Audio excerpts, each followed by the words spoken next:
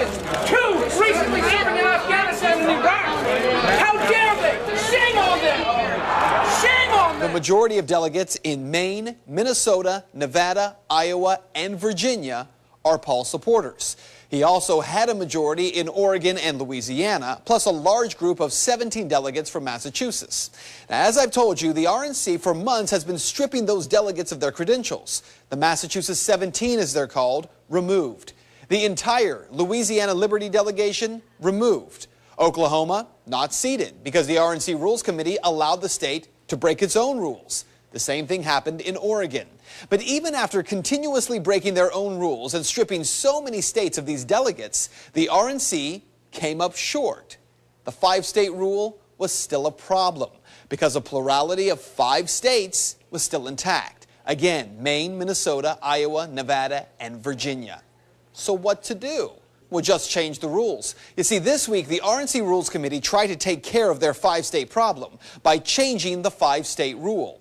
A motion was made in the Rules Committee to increase the number of states from 5 to 10. Part of Maine's delegation stormed off the floor in protest against a decision to strip away half of the state's Ron Paul delegates. Supportive members of other delegations rose to their feet and hollered their objections, angered by new rules that they say will make it harder for grassroots candidates to stand a chance in future elections. His ardent followers used seldom evoked state party rules to garner 20 of Maine's 24 spots. The RNC responded by replacing 10 of them, enough to prevent Ron Paul from being nominated from the floor. The question on the motion offered by the delegate from Kentucky. All those in favor will signify by saying aye.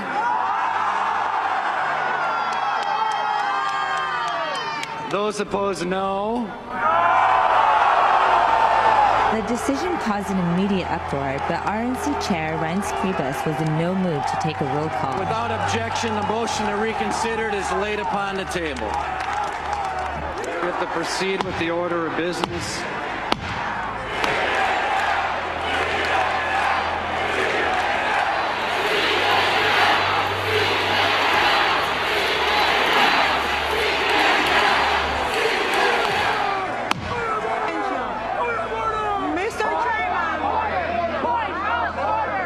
Unfair to us. We sat here and objected.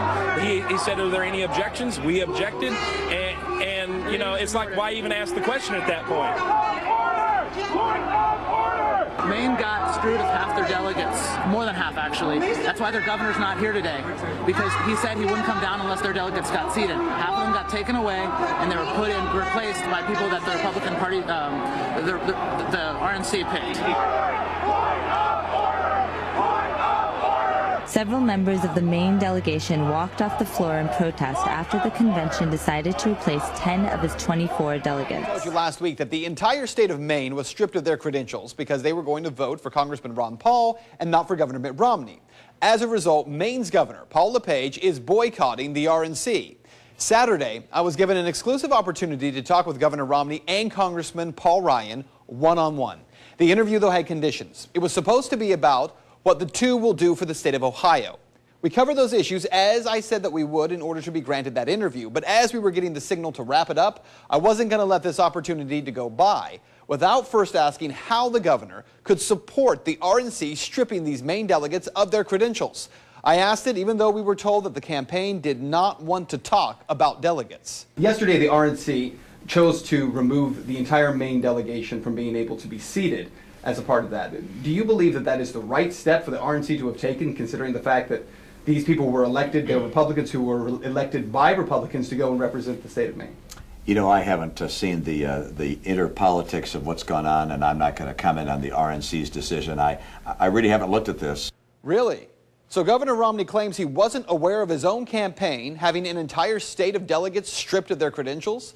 Hard to believe when it was his campaign that led the challenge of these delegates. But then again, Governor Romney also claims to not have realized that his chief legal counsel just pushed through what many top GOP leaders are calling the biggest GOP power grab in the party's history. So here's what happened. Conservatives and even some moderates are accusing the Romney chief attorney, Ben Ginsburg, of pushing through a rules change for delegate selection.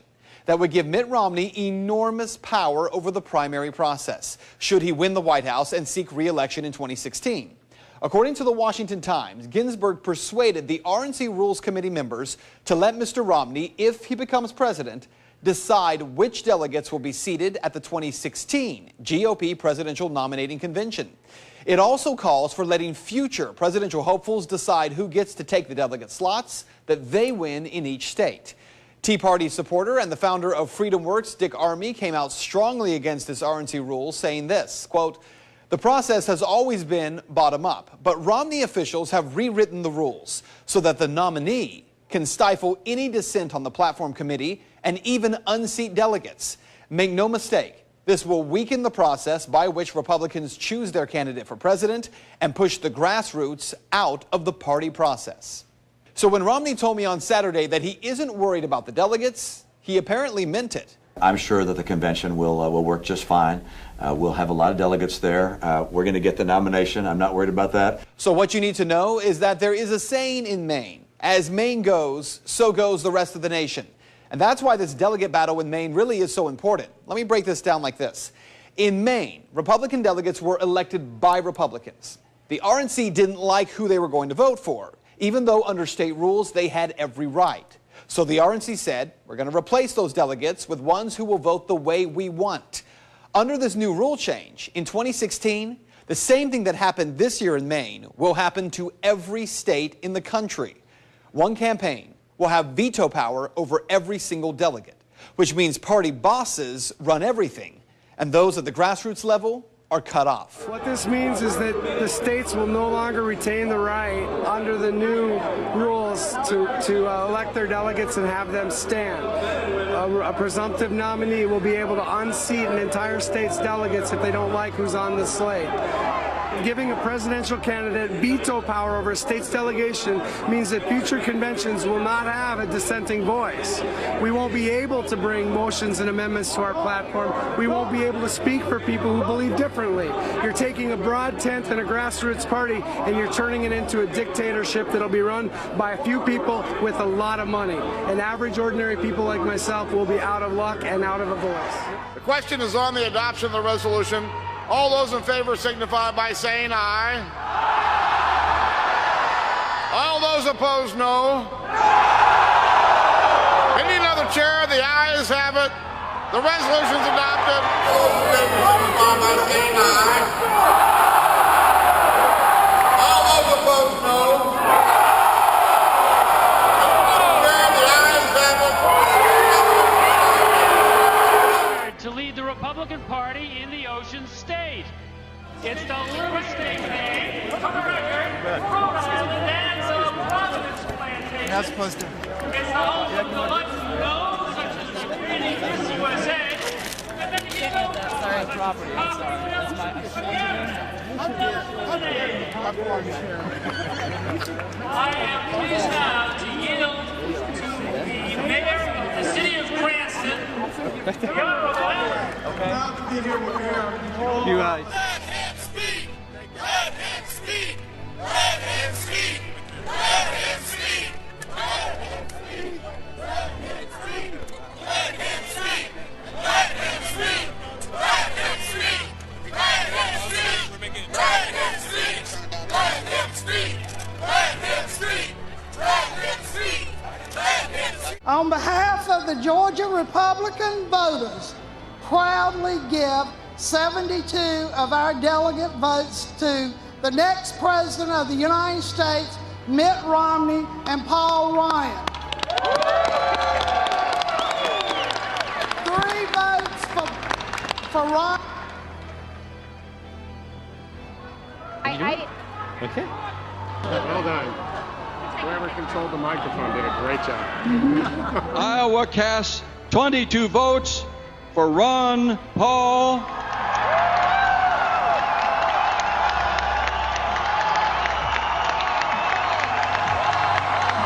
And 6 votes for Mitt Romney.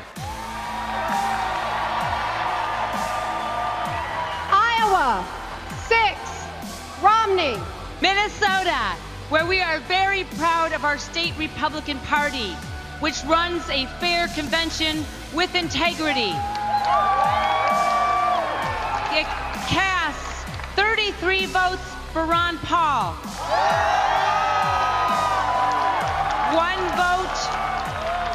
1 vote for Senator Rick Santorum, and 6 votes for Governor Romney. Minnesota, 6, Romney.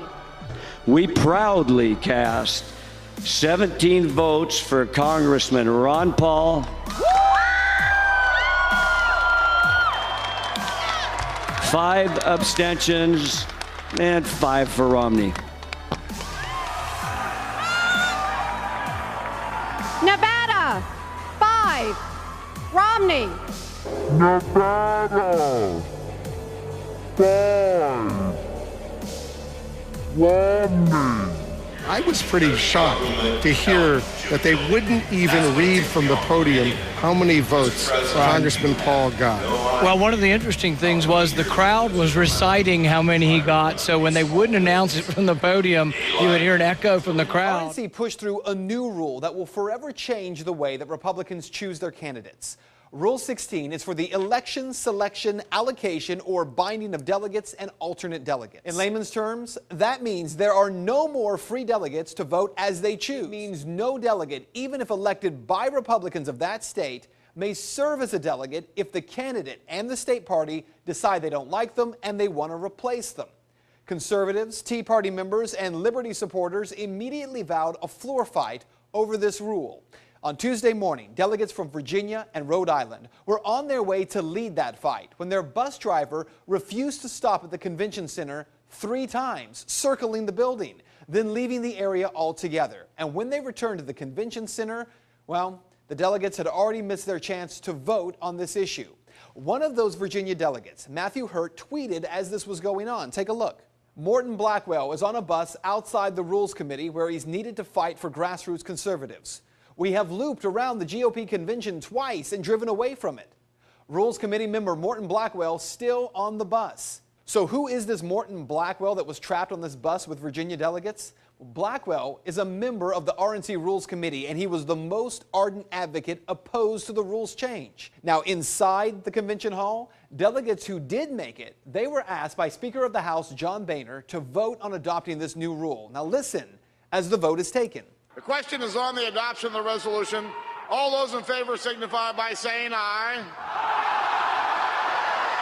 All those opposed, no. Pending another chair, the ayes have it. The resolution is adopted.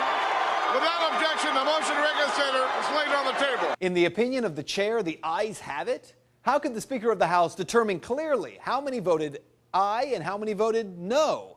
Listen again, but this time to cell phone video from inside the crowd.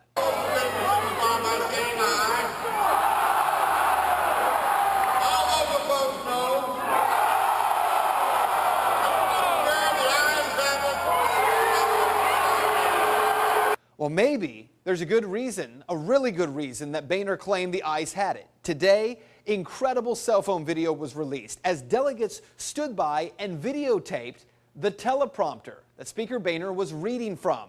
We're going to take this video full so you can read along for yourself. Thank you for putting this question as order. The question is on the adoption of the resolution. All those in favor signify by saying aye. All those opposed, no. The ayes have it. So, the most controversial rule in the Republican Party history, according to countless conservatives, wasn't voted through at all. It was scripted. Despite the shouts of what at least half the room of delegates appeared to have been voting, Boehner just read along with the script.